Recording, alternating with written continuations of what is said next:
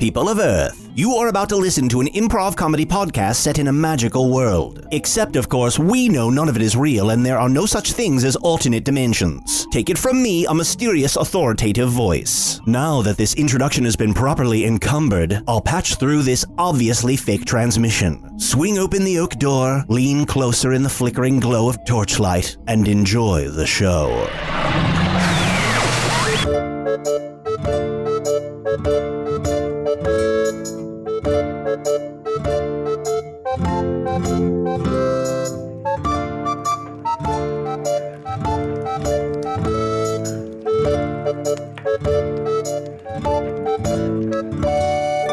Hello from the Magic Tavern, a weekly podcast from the magical land of Foon.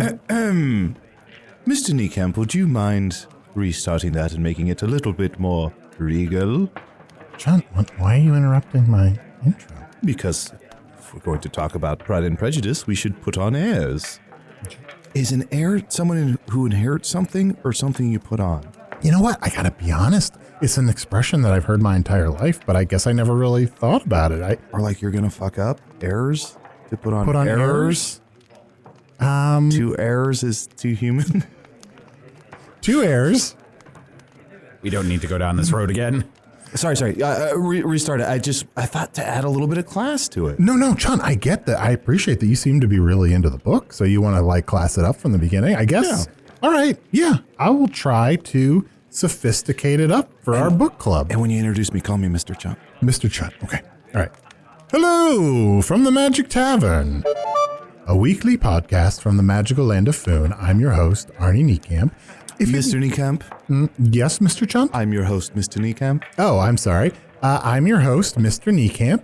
If you've never listened to the podcast before, this is everything you need to know. About 3 3/4 years ago, I fell through a dimensional portal behind a Burger King, which is Mr. King? Behind a Mr. King into the magical, fantastical land of Foon. Thankfully, I'm still getting a Wi-Fi signal from the Burger King through the dimensional rift, and I use that to upload a podcast I record every week here in the tavern, Mr. Minotaur, in the town of Hogsface, in the land of Foon. And I'm joined, as always, by my co-host, my buddies, and today, the co-members of our book club, Mr. Chunt, the Talking Badger. Mr. Chunt's up with that? How does the day please you, Mr. Chunt? It doth. It doth. It doth please me. All right, great. How doth the day please you? And for new listeners, we don't normally talk like this. We're just like errors. Lower class workers. Yeah. We're just like working people. Although actually if you listen to the podcast, you know, we almost never do any kind of work, but still, like we're like workers. Yeah, like lazy poor. Yeah. But our other co-host does kind of talk like this all the time. Mr. Usidore, the wizard. Should I just call you Mr. Wizard? Oh, I would love that. Would you call me Mr. Wizard from now on? Mr. Wizard. Whoa, look, he's got a little tornado next to him. How'd you do that? Just with magic. Sorry. Of course I did that with magic, for I am Usidore, wizard of the 12th realm of Ephesius, master of light and shadow, manipulator of magical lights, devourer of chaos, champion of the great halls of Tarakas. The elves know me as Fiang Yalak, the dwarves know me as Zodin and Hoogstanges, and I am known in the northeast as Gasmuenius Maystar, and of course, I am known to the squirrel people of Dagadoom as Mr. Ferris. Oh, Mr. Ferris. Yes. If I did not know better, I would have assumed that a spaghetti was somewhere in your name. No, Mr. Niekamp, you are incorrect to say such a thing. When you interrupt my name with your bastardizations of my name, I become quite vexed. Mr. Wizard, to use such a word in my presence does grieve me terribly. Bastardization? No. Spaghetti. Wait, who said spaghetti? Who Mr. said Niekamp spaghetti? Mr. Niekamp. I think you're mistaken. I'm unable to dissemble how much it upsets me. Guys, can we take a quick time out from being all fancy? Mm-hmm. Did you guys like the book? Did you have a hard time following it? Because, you know, it's an Earth book and you guys don't know that much about Earth stuff. Here's what, having read, what was the first book we read? The Great Gatsby. The Great Gatsby. Having read The Great Gatsby and now this, I've realized a lot about Earth, which is if you're rich, you can be fucking terrible. Yeah. And you get whatever you want. That's kind of the secret message of a lot of Earth literature. I have one major complaint. Mm-hmm. I didn't find one single spell in this entire book. There's no magic spells. Then why the hell am I reading it? To understand more about the human condition. Well, I'm going to try to read some of these words aloud and see if they do anything. They become spells. I will say, while he's going to read some of the spells, I will say I was pleased as a shapeshifter that there was 4 daughters and a kitty. And who is there, whatever might be their form of conduct? It's more of a sentence than a word. It's very frustrating. I'm using my spell cadence and everything. I know. I was going to say, I like how it's almost... You read it in such a way as if you're like leaning into the wind, as if you expect... Yes, Mr. Wizard, you're all pent up with your energy. You need to let it go, let it flow through you. Well, look, I just spin my finger over my my tank of water and I make a little tornado and I read this whole damn book and not a single thing happens that's magical. But you learned a lot about the social mores of the time. Well, that's very true. I did learn a lot and I was very impressed by Lizzie. I thought she was a wonderful lead character and I enjoyed her quite a bit. I liked that she took no guff. I was impressed that nobody killed Mary. She sucked. Now, sometimes not everyone is the best singer, and that's not their fault. Well, if you're a terrible singer and you know it and you still proceed to torment the room, then you should be put in a second round. Is that how it happened in Foon? Well, he's a badger. You're talking badger culture here. It's badger culture. If you're bad at something and you still do it in a way that is like you're showing off, then I see. Put you in a bag and drown. So of your whole litter of badger babies, if one of them is untalented at something part of the arts, you just drown them. No. Only if it knows that it's bad and then still proceeds to do it in front of a large group of people. Oh, I see. Should we introduce some more members of the book club? Yeah, you know what, guys? I'm so excited. I sent a book all the way up to Fingaria, and I'm so excited to be joined by our old friend Krom the Fingarian. Oh, I'm sorry, who? King Krom. Sorry, who? Mr. King Krom. Should it be Mr. King or? You can call me Mr. the Fingarian. Mr. the Fingarian. Your Majesty. Your Majesty, Mr. the Fingarian. Hey guys, how's it going? Before we get started, I just wanted to show you. You've probably been wondering what's in this bag. I brought my my own personal recipes. Badger? Oh, not a drowned badger.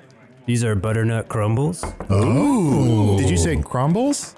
Yes, butternut crumbles. I'm so excited. You're just a big, giant warrior, and I was worried that in that bag was going to be heads of people you decapitated or something. I do use this as my head bag as well, but there's no heads in it, so... But you can taste you can taste the leftover head, though. Yeah, some saltiness. That is delicious. I'm glad you picked up on that. Would anyone else like a cream-filled pastry? I call them goat horns. Isn't that cute? Arnie made fun of them, so he can't have one. So, Krom, how has it been being the warrior king of Fingaria? You know, I thought there would be a lot more responsibility, but I'm pretty bored all the time, so... Mostly posing nude on thrones? Well, privately. Also, you're covered in blood right now. Yes. I got in a bit of an argument with a flock of birds. Oh dear. Oh, bother. Yes. What did you say to those birds? I said, excuse me, I'm trying to walk to this tavern, but they were all shuffling around on the ground, not getting out of my way. And, Is that right, said birds? Excuse me, I said it a second time. They were just milling around on the ground. Could have walked right around them. And then everything went red, and then I'm here. With their blood or with rage? I think it was one of my rage episodes. Arnie, you gotta stomp pretty hard on a bird to get blood up by your neck. No. Also, that's a lot of blood, so that's a lot of birds. We're also assuming this is all the bird blood and none of it is Krom's blood. I thought you were suggesting it started with birds, but in that berserker rage, he could have killed any number of other things. Another possibility is most certainly. Part of this is probably days old blood as well. Oh, I see. You know, it all mixes. Yeah, sure. When's the last time you took a bath? In water? Hey, I'm going to change the subject expertly. Krom, thank good you job for announcing it. doing the book club. I have to say, when I sent you the book, I realized after I sent it, I didn't know if you could read or not. I had one of my servants read it aloud to me. Oh, that's very nice. I can read and write, but it's in my own language of small drawings. Oh. This Krom has read to us from his dream journal. Oh, that's right. Yes, but that was not written language. It's just small, tiny pictures that remind me of the thoughts I had when I wrote them down. Would you read a little section of your dream journal for us tonight? Sure. Yeah, okay. Such a well-kept, tiny book. Small little bird. River. Waves. 2 trees. And Running Man. So have you shifted your attention away from bears and onto birds? I don't want to get into this topic again, but let's just say bears are still in the picture. Oh, I see. Fine. Well, I'm excited to talk about Pride and Prejudice with you, and I'm excited that you experienced the book in the way that I imagine Jane Austen intended, by having a servant read it to you. Yes, I thoroughly enjoyed it. And actually, Mr. Wizard, I thought there was a spell in the book. What? Where? Mr. Bennet's house has an entailment spell. Doesn't it have must have a tail? There was a tail put on Mr. Bennett? Oh, I think that's a law and not a spell. Well, while we have 2 more ears here right now, or 4 more ears, I guess, do you 2 know what to put on airs means? Is that just another way of saying to toot? Oh, Very possible. Fingaria, it's very complimentary if after a meal to let out a long... to put on airs. To put out airs. I guess to put out airs, or... Miss Bennett's lovely face confirmed his views. Nothing. Our next book club attendee is here. Flower, the talking flower. Yeah, it's super cool to sit here and listen to you guys fuck around for a while. You know, especially to talk about what we're going to talk about in front of us.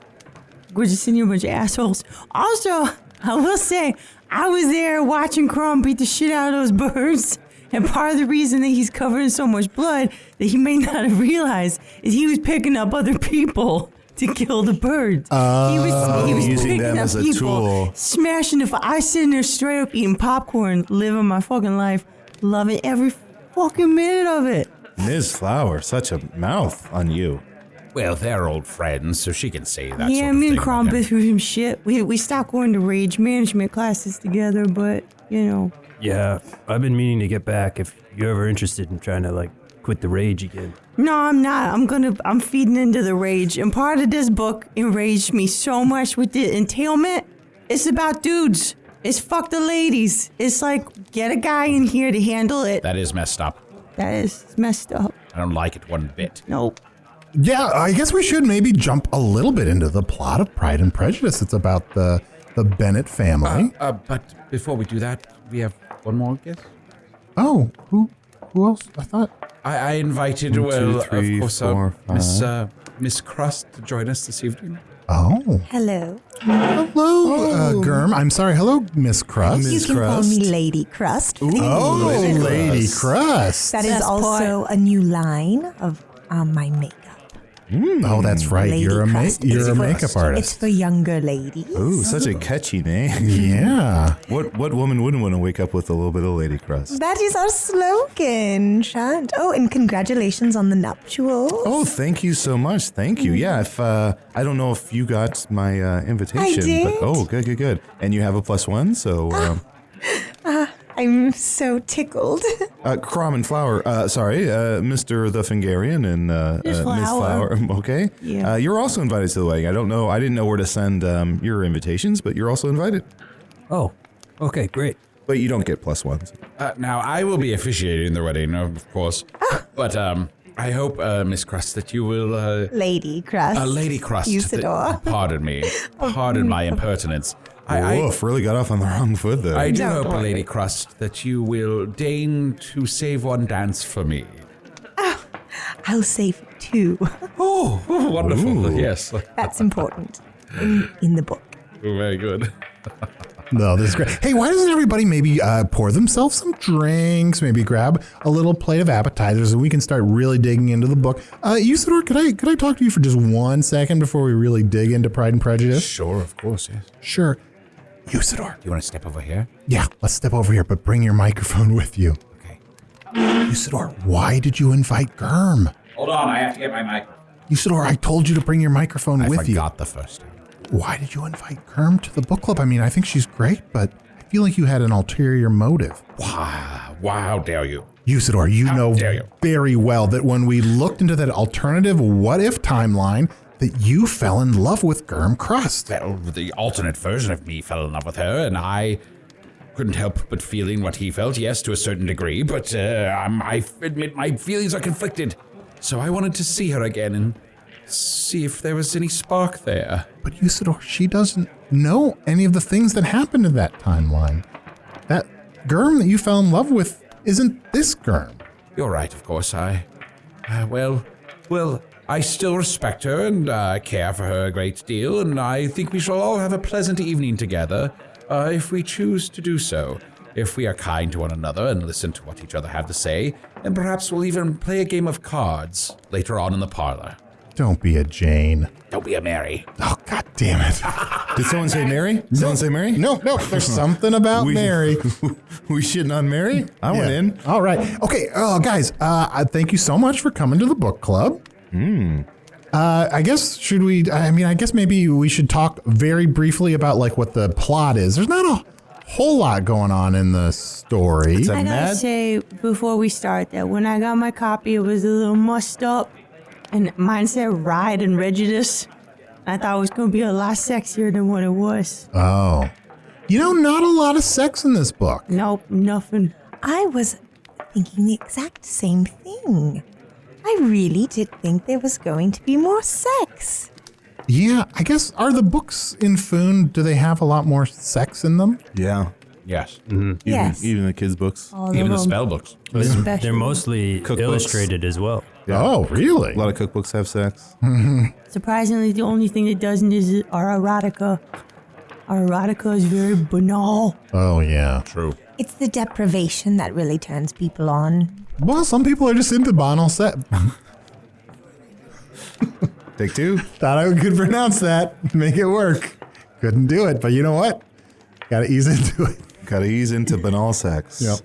Arnie, is everyone on Earth in a mad scramble to get married? Is that Well- commonplace? I mean, first of all, you have to remember that this book was written in a different time in my Wait, world. what? Yeah, You said there's no time travel on Earth. Like 3-4 instead of 4-4? exactly. Like a stanza? Speaking of, there was a phrase in the book that I found very curious because they use the term fortnight a lot. Yeah. But here in Foon, fortnight is a game Oh. where people go into the woods and sit in a fort for one night. Wow. And it's very popular among adults in Foon. Oh, really? So every time they reference that in the book, I was very confused until finally I realized it was a measure of time. Oh, yeah. Yeah, that's true. Well, different things mean different things. I always lose in Fortnite. I never make it the whole night. You don't make it the whole night? I always end up leaving the fort. Do you forget you're playing in like the middle of it? Yeah, I wonder, what am I doing here? Wander off and then realize, And I lost by the time I've Yeah. got back to Yeah. town. I've lost the game. Yeah, and you're like, I didn't save my game. I don't remember where my fort is. Now, Arnie, I have to take some umbrage at what you have said, for there's quite a bit of story happening here. Why, there's a family in danger of losing their home for no other reason than, as Flower mentioned, that they are women. It is despicable Disgusting. and really foul. Yet, while this is happening, there's also many different love stories happening. And what's more wonderful than a love story? And two people who, at the beginning of the book, barely even notice each other, and one who's actually quite disdainful of the other, fall rather deeply in love. Isn't that a nice story? Isn't that a nice story, Lady Crust? Oh, well, I do identify with things changing in love, temperatures rising. Yes, of course. I didn't quite understand why everyone was placing so much value on beauty. Because, as you know, I believe beauty is malleable. You can make yourself look as beauteous as you wish at any moment. Just put on some lady crust and you're a whole new woman. Exactly. This is, I believe, an Earth thing, and Arnold can clarify this, but people like Arnold have trouble finding love because they don't take care of themselves, whereas if they spend a lot of time being particularly attractive, it's easier on them. Is that right? Well, first of all, I take care of myself. Come on. Sometimes I comb my hair and I wear shirts that are loose Arnie, enough to hide that I'm a little bit overweight. Sorry. I need to move away. Arnie just put out airs. Oh, sorry. Oh, you like the butternut crumbles. I do. You can barely taste the head. I gotta say, I really like how the word handsome is thrown around a lot. Is the ladies be handsome? And that one part though where Darcy says he's not gonna dance with Lizzie because she's not as handsome as he thought she might be that first time. I was like, that dude is bold. Yeah, was he negging her? That was a straight up neg. Arnie, didn't you tell us about negging? Yes, because you know me. I am really into the art of wooing women. I don't know if Mr. Darcy was negging her by intentionally being insulting to make her more interested in him. I think Mr. Darcy is just generally kind of like not a wildly personable guy. I think he's just very set in his ways and he's quick to just not like people and he doesn't really care what they think of him. I get that. Yeah, Flower, you're kind of a total Mr. Darcy. Yeah, straight up. Like if you were like incredibly rich, you would be Mr. Darcy. But you are lacking one key element. You are not the ability insanely to hold rich. down your job. Yes, exactly that. Yes, Darcy is a complicated character in my mind, for ultimately he seems to be a good person. Certainly, when compared to Mr. Wickham, he is far superior, but... Oh, Mr. Wickham. Oh, Mr. Wickham. Mr. Wickham. He's a real Mary. But at the beginning, he is so rude to people, and so he finds himself to think he's better than everyone, and I can't stand that sort of thing. For as a wizard, one of the greatest wizards who's ever walked through the land of Foon, why, to raise yourself up and to speak of yourself in such a grandiose way, why, I find it disgusting, and I say that as one of the wizards of the 12th realm of Ephesius. Well, Usidore, Mr. Darcy is a very dynamic character. He's the pride of the Pride and Prejudice. Like, he's very proud and set in his ways. Oh. And Elizabeth Bennet, who becomes his love interest, or actually he becomes her love interest, is very prejudiced against him from the beginning. And this is the story of a woman realizing she shouldn't be prejudiced against rich white men. Oh my God, now that you said all that, it makes so much sense. That's so sensible. Now I get the title. Is that a continuing problem on your world where rich white men are having trouble finding, a fair shake? More and more. All right, now I also want to take umbrage with a certain page of my book. Here, Arnold, will you turn to page 65 of my copy and explain what you find there? Is this a magic trick? Oh, I hope he drew a dick. 65. What? You just wrote snub-nosed motorboat. I want to know what that means. I've never gotten a good explanation. I still want to know. Call back. Look, Usidore, when we read The Great Gatsby, I know you just really latched onto the phrase snub-nosed motorboat. It was on like the first 20 pages and then I couldn't get past it. What the hell is a snub-nosed motorboat? Look, Usidore, you don't need to know what a snub-nosed motorboat is really to appreciate The Great Gatsby, and you definitely don't for Pride and Prejudice. This story happens a long time before The Great Gatsby. There are no snub-nosed motorboats. What? This is before the Industrial Revolution. They didn't make machines like that. There are no machines. Which brings me to what I want to talk about, Mr. Niekamp, Mr. Wizard, which is something that we've all been skirting around, the zombies. What's this? The zombies that appear. The zombies? Oh, that was my favorite part. Did no one else read Pride and Prejudice and Zombies? Yes. That was the book, right? Yes. Miss Germ read it. Lady Crust. Lady Crust. Mine just says Pride and Prejudice. Why does mine say Pride and Prejudice and Zombies? Oh, no. I want Mr. what Chunt. he's having. Well, Where did you get your copy, Chunt? I just found it. Where'd you get yours? Oh, I got it at a secondhand store. Oh, I think you bought my copy. I read mine and then sold it. Oh, so I'm holding your copy. Mm-hmm. Oh. Oh, what a connection we're making. This is quite a connection. If I weren't getting married. If they're in Netherfield, does that mean hell? That's a good question. I had the same question. Thank you. I 'Cause forgot I'm about in that. hell right now. What is this book fucking about? Yes, is Netherfield hell? No, it's just a. It's part of hell. Because everybody's It's an very aspect of hell. It's judgy. the field, yeah. Everybody's very judgy in this book. Like every single person is judging everything. Yeah, but look, guys, yes, everyone in this book is judging everyone else. And the author on top of that is totally judging almost everyone in the book. But that's not a negative. That's a positive. Guys, don't we like that? No, I feel Don't we like super judgy, catty, ironic people? Now I feel Her like name you was are Kitty. being a Jane. Ooh, you are? Well, hold on. I am not being a Jane. Jane is probably the most boring of the Bennett sisters, if you ask me. She's very nice, and she's always trying to. positive. She's always trying to figure out like the good in everybody and bending over backwards to be nice.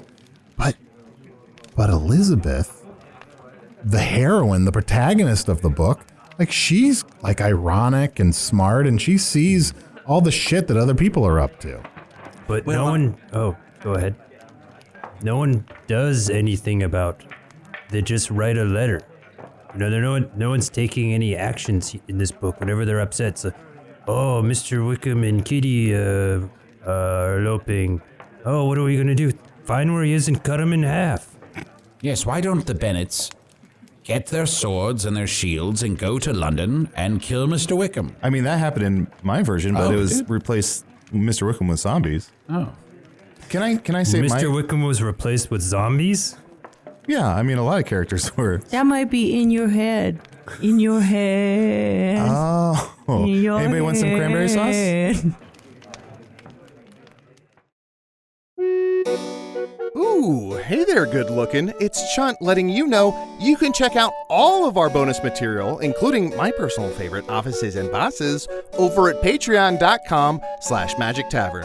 Bye-bye. But my favorite character is probably the largest character, which was Pemberley. That guy had it all. No, that's an estate. That's That's what I'm saying. That's Mr. Darcy's house. They name houses and estates, right? Pemberley Manor, right? Is it Mr. Darcy's? Why would you name a house? Here's what they say about Pemberley: large, handsome, standing well on rising ground, backed by a ridge of high woody hills, and in front was a swell. Oh, that sounds like a description of my father. Oh, Oh boy. oh no! You You're lost describing me a at the large man. swell. You lost me at the swell. And then it also says, towards the end, it says, she felt that to be mistress of Pemberley might be something. If you're going to be mistress of Pemberley, that means you're going to sleep with Pemberley. Oh, she married Darcy and already planned to be the mistress of Pemberley. Wow. Now, who do you think, after the book is over, started to have the most sex? Do you think it was Caroline? I think Lydia. Lydia? Oh, Lydia Wait, is which one was Caroline? very young. Is she? Who the hell is Caroline? Lydia's too young. Just wait. Wait at least a few years. Isn't Lydia Just read the- some cookbooks till you're ready, Lydia. Caroline the dog. I think this is a useful exercise. that Let's the maybe friend? go through and quickly establish who all the characters are, and then talk about how much sex we think they had by the end of Okay. the book. Perfect. Good. I I like think this. Mr. Bingley, Mr. Bongley, I think Mr. Bing Bongley, I think he is probably having so much sex, right? He's a special kind of like cheery but stupid He's that a- probably has a lot of sex. He's a fuckboy, right? Yeah. He's very rich. He goes and leaves when he wants and baffles the Bennets. They're like, oh, you took off? He's a simple but kind rich man who marries the simple but kind Bennett sister, Jane. Simple is a bit diminutive.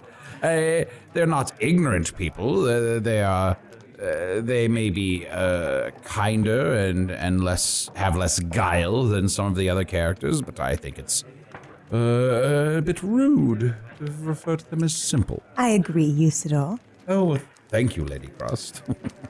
Look, I wouldn't say to their face that they're simple. I mean, they're clearly very, very kind, upstanding characters, some of the kindest characters in the book, but they're also kind of boring and dumb, and they probably let people take advantage of them. These are the things I would say about them behind their back. But they are not victim to the pride and the prejudice that so plagued the other two and caused them so much heartache and pain. Are they? Now are they? Match points. They are only caused to suffer by the cruelty and prejudice of others. But their problems, but they let other people talk them into their problems and other people save them from their problems. Okay, that's fair. That's a fair point. They should have their own motivations to push them forward without being quite so easily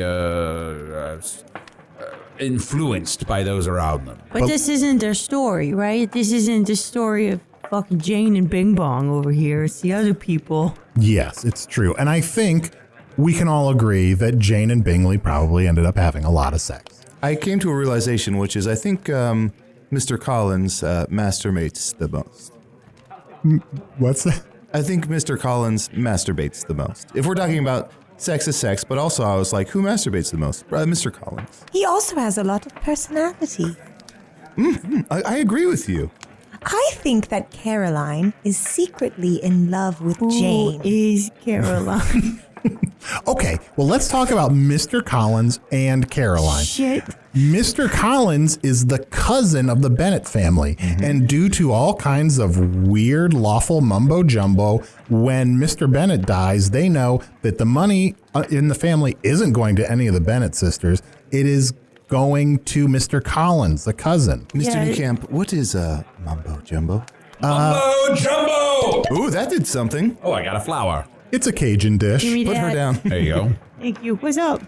Oh, you gave it to... Oh, I thought you were going to give it to me. Oh, well, normally I would have, Lady Crust, but it's rude to give a flower to someone else in front of another flower. Oh, Mr. Wizard. gave the flower a flower. Mr. Wizard. Yes. I suggest you write Lady Crust a letter. Post haste. I think we can all agree that Collins is definitely jerking it, but not enjoying it. Oh, yeah, I didn't say he was enjoying it. I just said he masturbates the most. Yeah. Chunt, you've made a good point. I'm going to write a letter while everyone else does book club. No one has explained to me who the fuck Caroline is yet. Caroline is the neighbor of the Bennetts. The family that they always, after parties, go and gossip with. Yep. I thought that was Charlotte. Yeah, That's Charlotte. That is Charlotte. Caroline Who is Mr. Caroline? Caroline? Caroline. Oh, Caroline she's is the Mr. zombie. Bingley's zombie. Wait, that's Zombie sister. Who His does sister- not his sister. like Lizzie. So Caroline is Miss Bingley. Is not Mrs. Yes, but Miss Bingley. And she doesn't like Lizzie, supposedly because she's in love with Mr. Darcy. But I believe that she's in love with Jane. I think Caroline is in love with Jane and hates Elizabeth because she thinks that it'll be too obvious if she pretends to hate Jane too much. So Caroline is ultimately foiled, and this is a lesbian love story. Ooh. That's very likely. Yeah, I'm into that, but Mr. Niekamp. Mr. Niekamp. look, I wouldn't say that to her. I'm just saying that behind her back. I think she'd be I'd like- okay if you were into it. Okay, that's good. Then that's great. Then I like her even more. Also, you keep saying you wouldn't say these things to these people, but I want to remind you, you're saying them to us and to many people listening, tens of people listening to this podcast. But you know, here's the thing. Maybe you guys don't understand this. These characters in this book aren't real. They're not real people. Oh, I don't think that's true. Pemberley's real. Also, Pemberley's a real man. Also, a great name for a dog. Pemberley. Then why did they write a story about them? So that there are things we can find in the characters that to identify with, that resonate with us in the way that we see other people, in the ways that we see ourselves. Without a single spell. Yeah. Well, weren't there any characters in the book that Don't understand spoke to you? Were there any characters in the book that you're like, that's me? No one in the book addressed me directly, not one of them. But was one of them you? Oh. No, I would have liked the book if I was one of the characters. in it. Usidore, think about it. What? Who might you be in the book? Usidore, might I be in the book? Germ, why don't you take a walk around the room and talk about the book? Usidore. Yes, Lady Crust. Oh, they took their mics. Come with me. Okay, yes, here we go. Tell me, what are you writing that letter? Oh, well, I became bored with the book club, so I decided to write you a letter. Oh, is it an apology for not giving me the flower? In fact, it is. But I didn't want to be rude to Flower, and I found myself vexed for I would either have to be rude to you or rude to Flower. And since Flower is far more likely to stab me in my sleep, I decided to not be rude to her. Oh, so it was out of fear that you behaved. Well, a sense of self-preservation, I would say yes. Oh, well, I don't know if that seems honorable to me, Usidore. Oh, well, what do you say to this? Mumbo jumbo. Flower for you as well. What a surprise! I forgot that you have powers beyond measure. Yes. I am very fortunate to have been born into this world to become a champion by the birds and the rain and the fire that did declare that there must be an entity that would protect all the people of Foon. But that does not mean I do not have my own machinations and hopes and dreams. Oh, you do? Yes. Well, I mean, someday perhaps I would even become married if I would find the right person. I'm somewhat estranged from my former love. And, I'm so sorry to hear that. Oh, no. It is fine. It allows me an opportunity to explore and to meet more people in the world. Oh, sorry, you have a little something on your... Oh, sorry. Arnie. Seems like Mr. Please, it's Mr. Niekamp. Mr. Niekamp. Yes, Mr. Seems like Chunt. Mr. Wizard is really machinating on Lady Crust. I know, but I don't think Lady Crust is really so much into Usidore. I think we should warn him away. Look, Mr. Chunt, you're a very good friend of Mr. Wizard, right? Oh, yes, I am. He listens to what you have to say and your opinions on things. I think you should talk him out of being in a relationship with her. Sort of like how Darcy talked Mr. Bingley out of being with Jane. Because she was a lowly Bennett girl. Yeah, well, because because the whole family was kind of poor beneath their station. Yeah, well, they're not really poor. What am I saying that's different from what you're saying? Well, no, they're not really poor so much as they're not like insanely rich. You know, their backs are turned. You can say whatever you want about Mr. Wizard and Lady Crust. Well, I fucking hate both of them. Flower, Yeah. what is going on right now? Oh no, I'm just eating goat horns over here. Nobody's looking at me. No one's paying attention to me. And I was like, I'm gonna eat. What's up with you, man? I'm pretty good. Honestly, I'm at like peak Krom right now, I feel like. Yeah? Doing a lot of self-care. I've taken up pelting, Pelting things? making animals into pelts. Oh yeah, that checks out. Yeah. Yeah. Mr. the Fingarian, Yes. sing us a song. What? We're all having such a grand time, and I thought maybe you This might is a want to... trick. You're trying to get me to sing when I can't see, so that you can put me into a sack and drown me. You've caught on to my machinations. But Krom, wasn't one of the things you enjoyed about the book, wasn't it fun just to think about the parties where everyone just hung out for a long time and they had almost nothing to amuse themselves with besides walking around, being bored, talking each other into singing, and Those rooms they'd go to draw in. Oh, yeah. you really should sing. I'm sure you have such a beautiful singing voice. Please, Mr. the Fingarian, honor us with a song this evening. Yeah. I would fucking love it. Okay, I could sing a Fingarian folk song if that would please you. It would.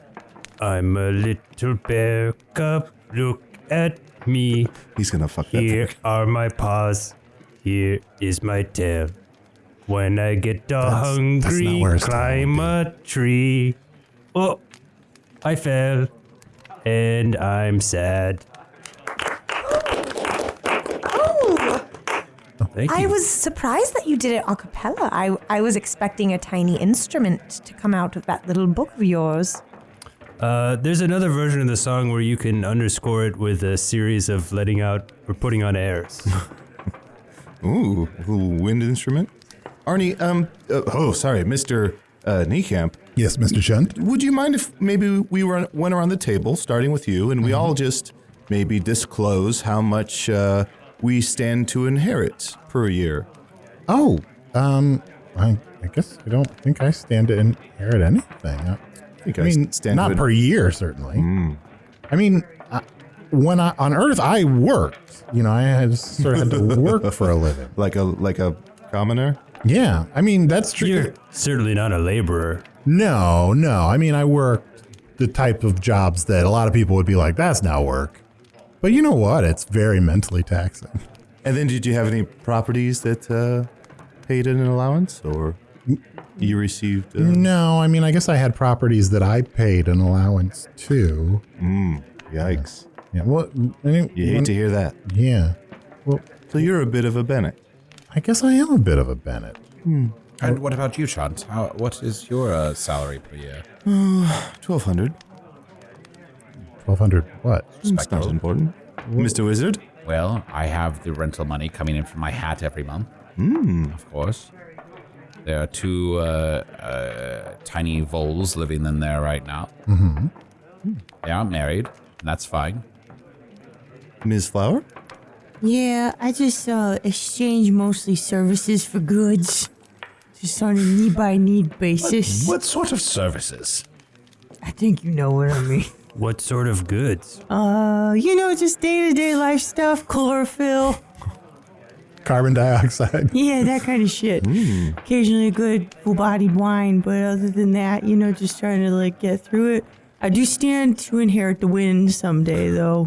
Oh, that's lucky. Yeah, it's gonna carry me away to my final resting place. Oh, lovely. Arnie tried to do that first time we met, but that wasn't my time. I know. I love it when we get together and reminisce about the time I tried to kill you.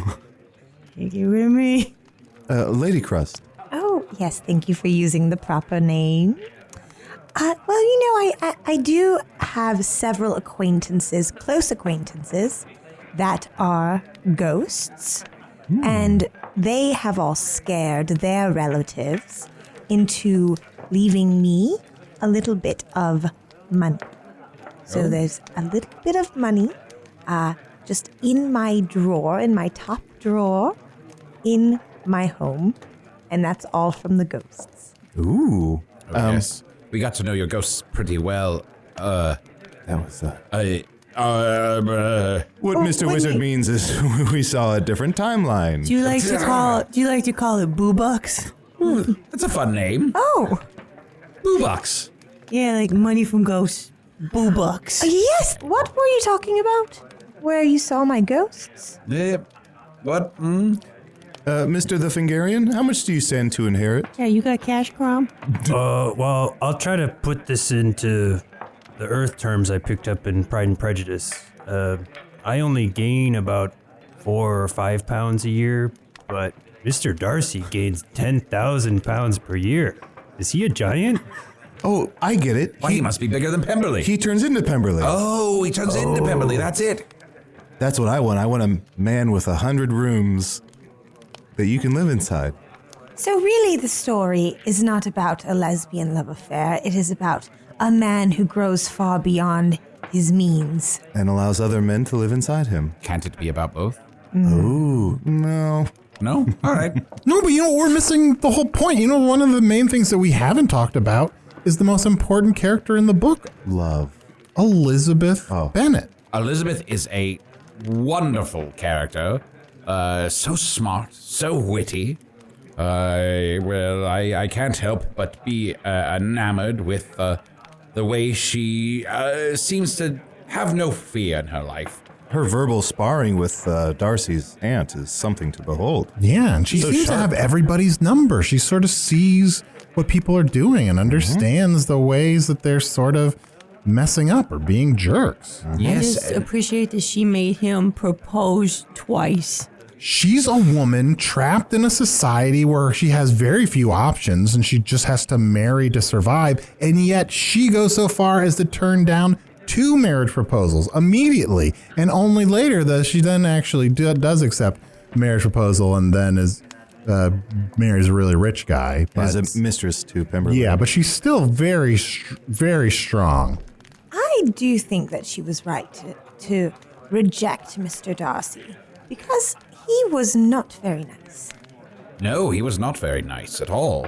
But I also think, had she not met Darcy, she would have held out and found someone that she did care about. And perhaps she wouldn't be as well off as she happens to be with Mr. Darcy, but I think she would have found the person that was right for her regardless. Well, she didn't like Mr. Darcy the man, but when he turned into the house, I think that's when her feelings changed. Oh, see. I was missing that part where he turned into the house. So yes, I think When he you're right. gained 2,000 pounds.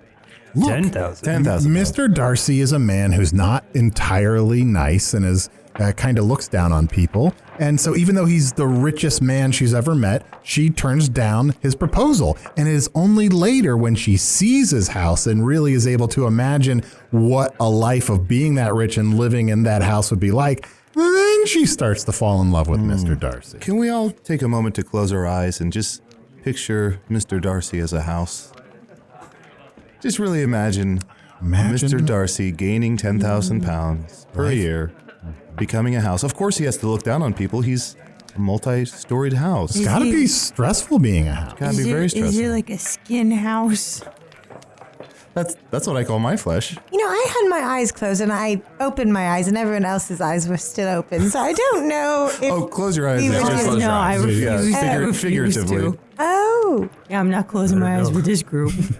I was just picturing a house, but now I can't stop picturing a skin house. Like, if you think about it, it's like he's a house. It's not made of normal materials. It's like a skin house stretched over Was that, bones rearranged. Mr. Niekamp, was that the working title for this book, Skin House? Is that what Jane Austen, do we have any knowledge as to what she maybe called it? Was it Skin House? I Probably Skin House. I actually think I heard somewhere that the original title was First Impressions. I read a book called Skin House Rules. There was only one rule. Is don't talk about the skin house. That's the whole book. There's a book called Skin House Rules. You open it up, it just says, don't talk about the skin house. That's it. It talks about everything There's else. one rule, Yeah, that's it. Just don't talk about skin house. But you can talk about anything else. I'm inspired. I feel like when I fall in love, I'll refer to the person I'm in love with as my one true skin house. Aww. I want to be... That's very sweet. And I'd just like to point out that you also slipped in there that you're not currently in love with someone, although you are. You do have a date to Chunt's wedding. Mr. Wizard, do you have a skin house? Do you currently have someone that you is your little skin house? I don't know that I do necessarily. Certainly I wouldn't need to disclose it in such mixed company. It might not be appropriate for me to speak so out of turn. Usidore, Yes? you seem so nervous. Yes, I am, I suppose, a little bit. Maybe it's the voles in my hat. Oh, well, are you looking over here at me or are you looking at Mr. the Fingarian?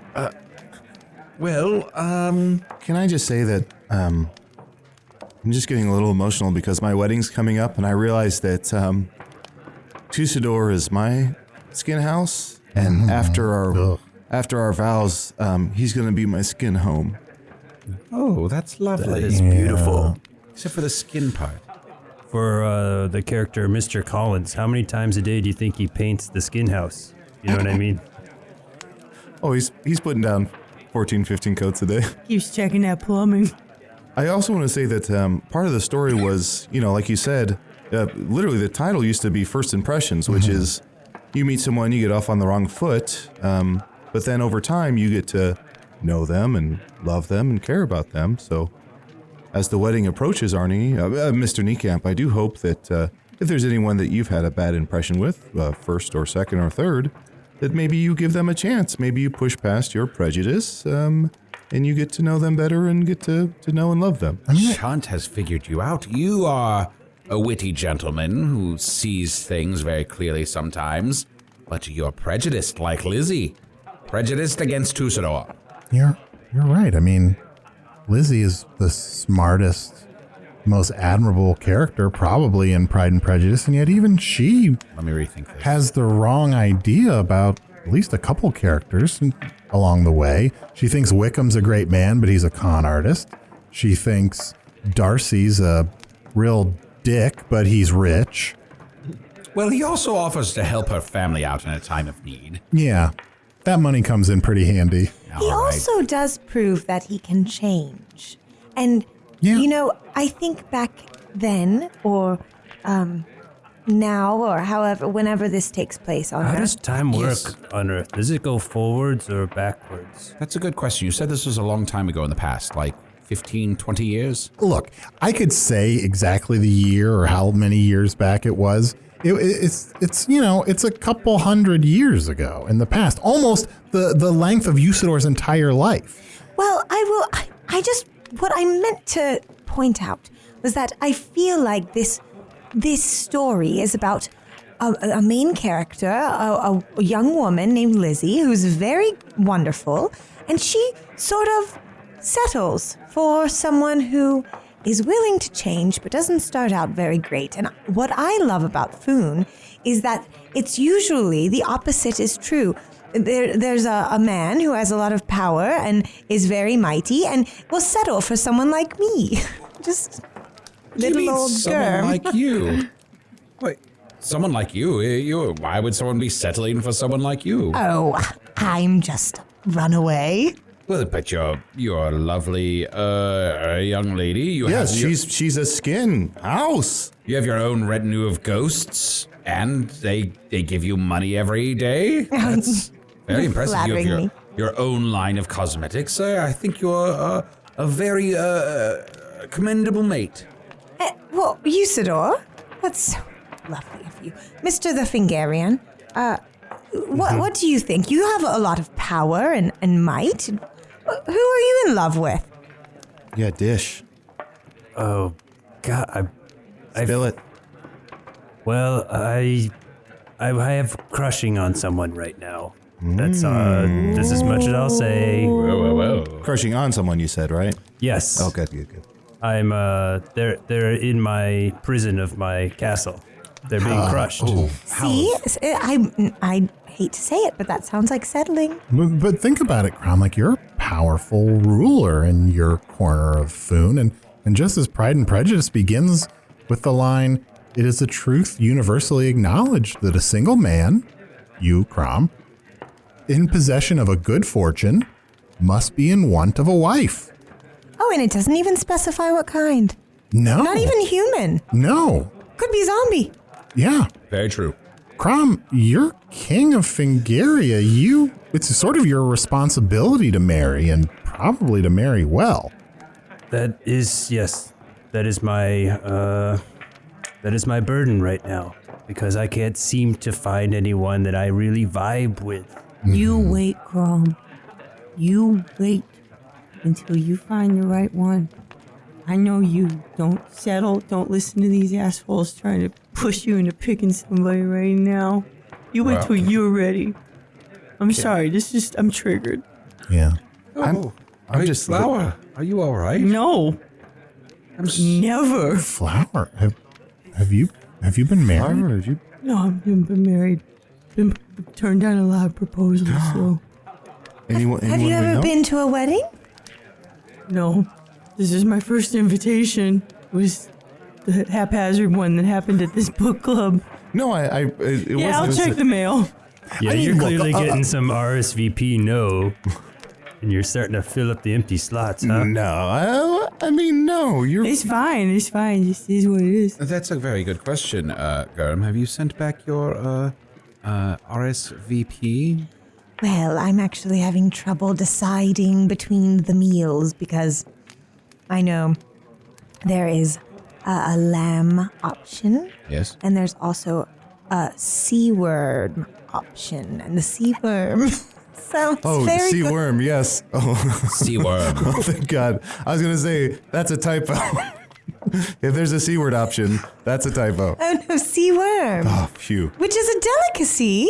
Oh, yes. Oh, I wish I had sea worm growing up. Oh, if I had sea worm, I would have been in this book. I don't like to eat sea worm. I don't like the way it smells. So you're trying to finish filling out your card. Yes, but the problem with seaworm at a wedding is if I eat seaworm, then I won't have any energy to dance because I'll be full of seaworm. Well, so far you only have the 2 dances that I know of with me, and I don't... is there someone else you might be dancing with? I'll dance with you.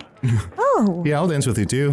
Oh. I don't dance. Mr. Niekamp, I wanted to check in with you. You read the first sentence of the book, right? I have my copy of the book here that I just grabbed from Lady Crust. Mine goes like this. It is a truth universally acknowledged that a single man in possession of a good fortune must be in want of brains. Yeah, you got the zombie version, I think. There's no zombies in your version. Not in mine, no. Wow. Wait, so did Miss Austen, did she write 2 different books with similar titles? Oh, that's smart. Twice the boo bucks. Very true.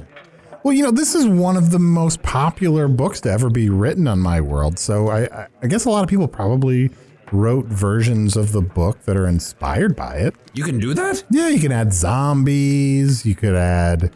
What else could you add? Motorboats? Snub-nosed motorboats. Oh, So here I out there, go. there's the Great Zombie? Here I go. Wait a second. Usidore, are you writing, it is a truth universally acknowledged that a single man in possession of a good fortune must be in want of a snub-nosed motorboat? Oh, Mumbo jumbo.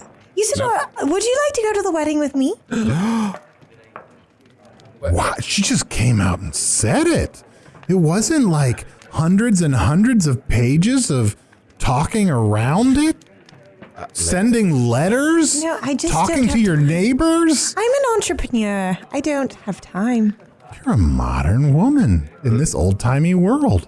Lady Crust, I would be honored to be your +1 to this wedding, and anything you ask of me, I most certainly shall provide. Okay, well, you have to allow me to dance with Mr. The Fingarian. Of course. And Flower doesn't dance. Yes. No, and just to be clear, you're officiating the wedding, right? Yes. You're gonna be there anyways.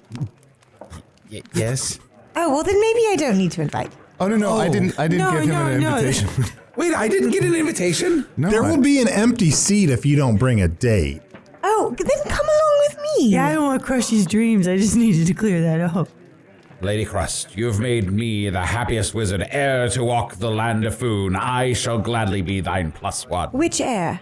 Well, oh, Oh, your tornado started spinning. sorry about that. I just got so excited that everything just sort of bubbled up and out. Yes, I will go with you. What a wonderful day. Well, you have to tell me which dietary restriction you prefer. Oh, Lamb only or seaworm only? I want the sea worm. Trust me. Can we just talk real quick about Lydia and Wickham? Oh, yeah. They are definitely having the most sex. Oh, yeah. But also, like, the most ill-advised situation, and they just, like, want to make it legit, but they shouldn't be together, right? But then, like, it's more important that they be married in the eyes of everybody else. Were they living together without being married? Yeah, it was like the way they solved the problem was by getting married instead of, like I said before, cutting Wickham in half. Do people Is that how you solve problems on Earth? You just get married? get married? Does that solve anything? I mean, short term. Look, you know what? I think one of the interesting things about Pride and Prejudice is that it's a portrait of the different reasons people get married and the different kind of marriages you can have. And Lizzie's pretty judgy of most of the other weddings, but I guess if I think about it, most of the married people seem pretty happy in the book. I mean, All the rich ones. yeah. All the rich couples are happy.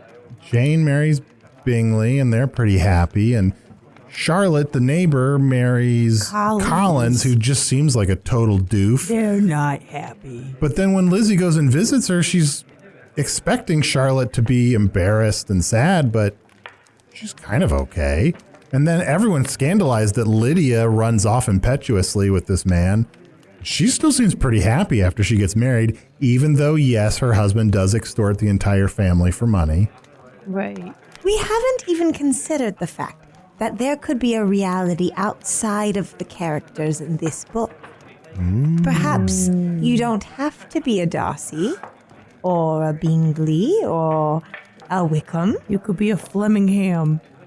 You could be Just a made that Fontina. I just made that up too. What if I hook up with a house? I could be a Pemberley.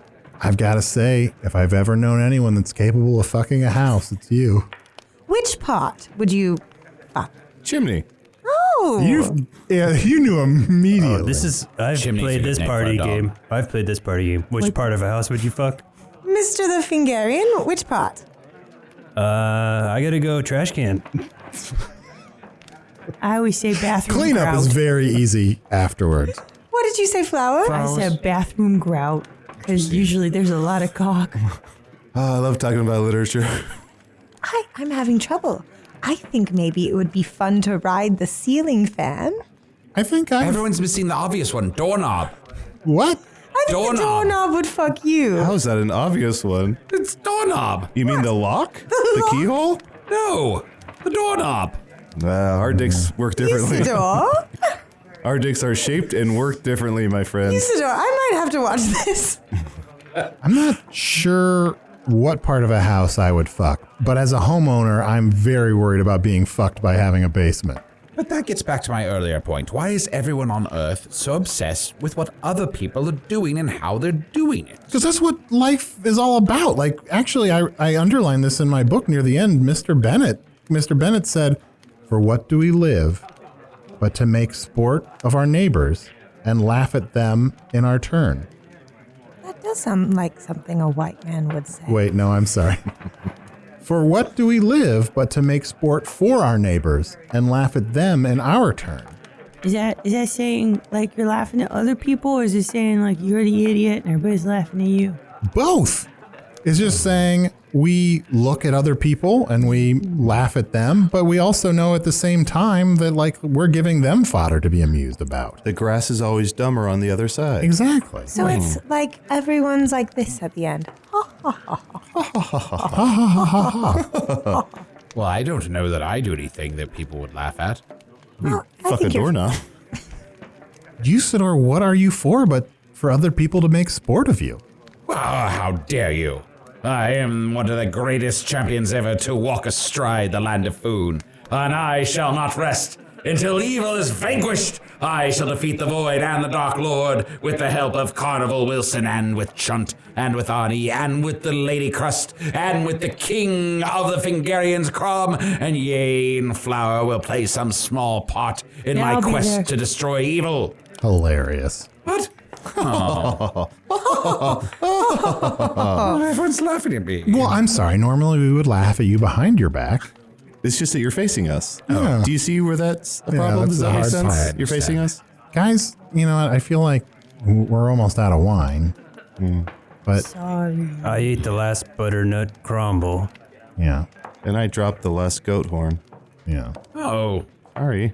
But you know what? I have to say, I really enjoyed the book, Pride and Prejudice. I'd never read any Jane Austen before, but I thought it was pretty good. I thought it was fantastic and worlds better than The Great Gatsby. Well, I also like The Great Gatsby, but I know I was probably the only one. I liked it very much. I really think Lizzie is a wonderful lead character, and I appreciated how plucky she was, and smart, and tenacious, and I found myself admiring her. And I just wish there were more spells, and that this book explained what snub-nosed motorboats were. I'm just glad I know who Caroline is. That's genuinely all I needed to know.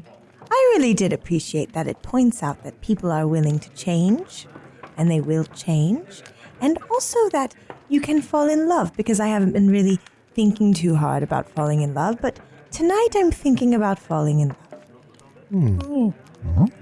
I appreciated that it had a happy ending for everyone. You can either marry your love, turn into a house, or neither of those things work out. You can always be the character that masturbates the most.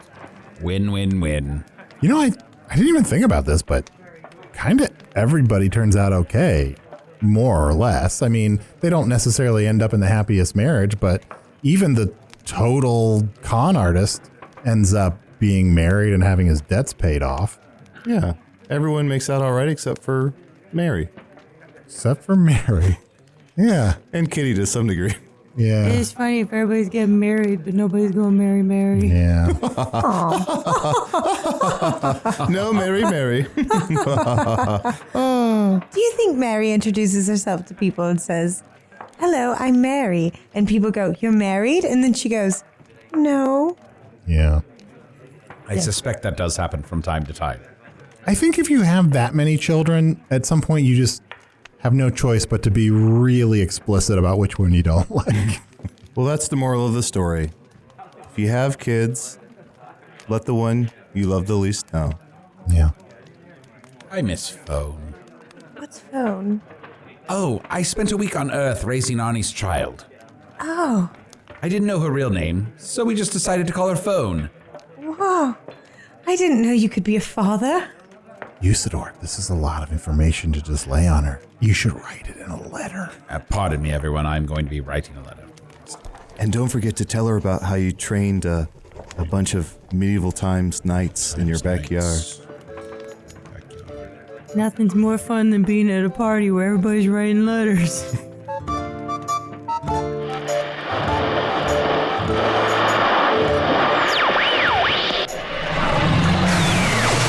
If you're a fan of supernatural detective podcasts, you may want to see if this week they're covering the ghost of Jane Austen hitting herself on the head with a frying pan until she throws up, moaning, "Mr. Collins is not someone who jerks it." Usidore the Wizard was shouted by Matt Young. Chunt the Talking Badger was argued by Adal Rifai. Krom the Fingarian was played by special guest Mark Logsdon. Mark performs in The Fishbowl, Thursday nights at Chicago's Annoyance Theater. Flower the Talking Flower was played by special guest Brooke Breit. Germ Crust the makeup artist was played by special guest Mary Tilden. Hello from the Magic Tavern is produced by Arnie, Niekamp, Evan Jacover, and Ryan DiGiorgi. This one edited by Ryan DiGiorgi. Music by Andy Poland. Logo by Allard Laban. Additional audio effects by Jason Knox. Production assistance by Garrett Schultz. Want to get some Magic Tavern shirts or pins or posters or whatever? Visit hellofromthemagictavern.com for links to all of it. Visit us at hellofromthemagictavern.com for any other reason, or on Facebook or Twitter. Thanks to the Chicago Podcast Co-op and Earwolf. All right, you made it all the way through our little pantomime. You've earned yourself an episode of Critical Role.